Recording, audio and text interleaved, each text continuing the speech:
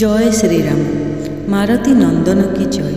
बंधुगण, आज हूँ सबुठ शुभ एवं बड़ मंगलवार। स्वयं प्रभु हनुमान कहते जे आज दिन में चमत्कारी प्रभावशाली मंत्र को जी श्रवण करिब तार अनेक दिन अटकी रही इच्छाटी आज निश्चय पूरण हो।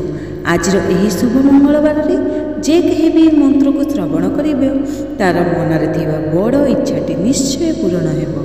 स्वयं प्रभु हनुमान को निज भक्त मान प्रत्येक इच्छा को पूरण करिथांती। जदि आपण अनेक चेष्टा परे भी मध्य निजर मन को इच्छा पूरण करि पारुनाहांती तेबे आज चमत्कारी मंत्र को थरे श्रवण करंतु, देखिबे संगे संगे पूरण होइजिवो। गोटे घंटा भितर आपणकर इच्छा निश्चय पूरण हो। जड़े व्यक्तिंकर मंत्रटी शुणु शुणु पूरण होईगला, आपण मध्य श्रवण करंतु, निश्चय पूरण हो। जदि प्रभु श्रीराम एवं प्रभु हनुमान को आशीर्वाद चाहते तेबे वीडियोटी को लाइक करी चैनल टी को सब्सक्राइब करी कमेंट बॉक्स रे जय श्रीराम जय हनुमान निश्चय लिखंतु।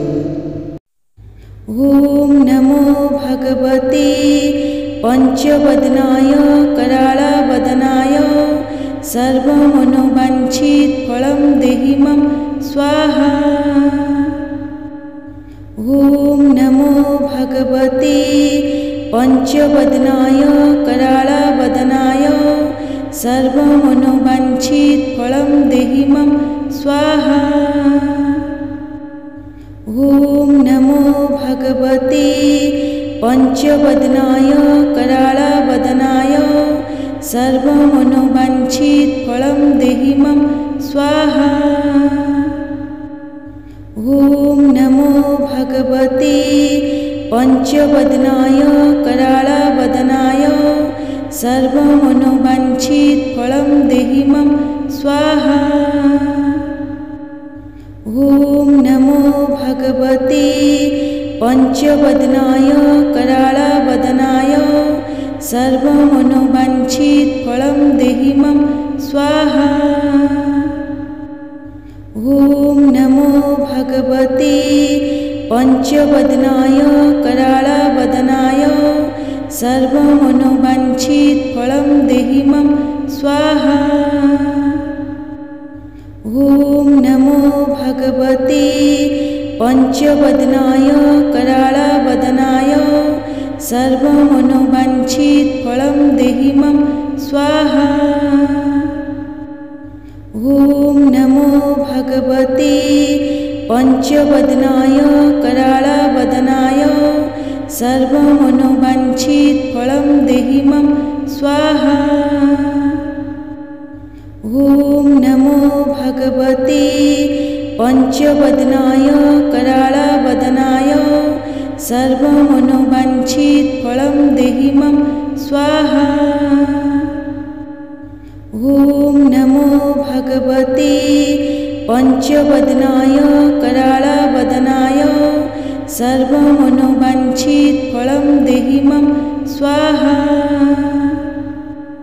ओम नमो भगवते पंचवदनाय कराळवदनाय सर्वमनोवांछित फलं देहि मम स्वाहा। ओम नमो भगवते पंचवदनाय कराळवदनाय सर्वमनोवांछित फलं देहि मम स्वाहा। ओम नमो भगवते पंचवदनाय कराळवदनाय सर्वमनोवांछित फलं देहि मम स्वाहा। ओम नमो भगवते पंचवदनाय कराळवदनाय सर्वमनोवांछित फलं देहि मम स्वाहा। ओम नमो भगवते पंचवदनाय कराळवदनाय सर्वमनोवांछित फलं देहि मम स्वाहा। ओम नमो भगवते पंचवदनाय कराळवदनाय सर्वमनोवांछित फलं देहि मम स्वाहा। ओम भगवते पंचवदनाय कराळवदनाय सर्वमनोवाञ्छितफलं देहि मम स्वाहा। ॐ नमो भगवते पंचवदनाय कराळवदनाय सर्वमनोवाञ्छितफलं देहि मम स्वाहा। ॐ नमो भगवते पंचवदनाय कराळवदनाय सर्वमनोवाञ्छितफलं देहि मम स्वाहा। ॐ नमो भगवते पंचवदनाय कराळवदनाय सर्वमनोवाञ्छितफलं देहि मम स्वाहा। ॐ नमो भगवते पंचवदनाय कराळवदनाय सर्वमनोवाञ्छितफलं देहि मम स्वाहा। ॐ नमो भगवते पंचवदनाय कराळवदनाय सर्वमनोवाञ्छितफलं देहि मम स्वाहा। ॐ नमो भगवते पंचवदनाय कराळवदनाय सर्वमनोवाञ्छितफलं देहि मम स्वाहा। ॐ नमो भगवते पंचवदनाय कराळवदनाय सर्वमनोवाञ्छितफलं देहि मम स्वाहा।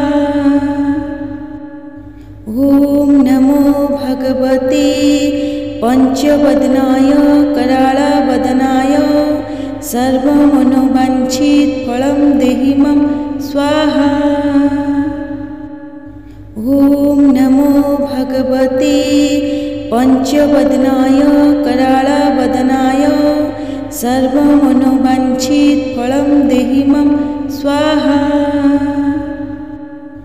ॐ नमो भगवते पंचवदनाय कराळवदनाय सर्वमनोवाञ्छितफलं देहि मम स्वाहा। ॐ नमो भगवते पंचवदनाय कराळवदनाय सर्वमनोवाञ्छितफलं देहि मम स्वाहा।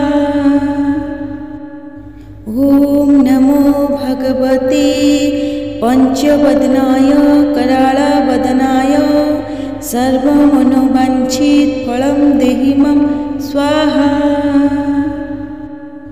ॐ नमो भगवते पंचवदनाय कराळवदनाय सर्वमनोवाञ्छितफलं देहि मम स्वाहा। ॐ नमो भगवते पंचवदनाय कराळवदनाय सर्वमनोवाञ्छितफलं देहि मम स्वाहा। ॐ नमो भगवते पंचवदनाय कराळवदनाय सर्वमनोवाञ्छितफलं देहि मम स्वाहा। ॐ नमो भगवते पंचवदनाय कराळवदनाय सर्वमनोवाञ्छितफलं देहि मम स्वाहा। ॐ नमो भगवते पंचवदनाय कराळवदनाय सर्वमनोवाञ्छितफलं देहि मम स्वाहा।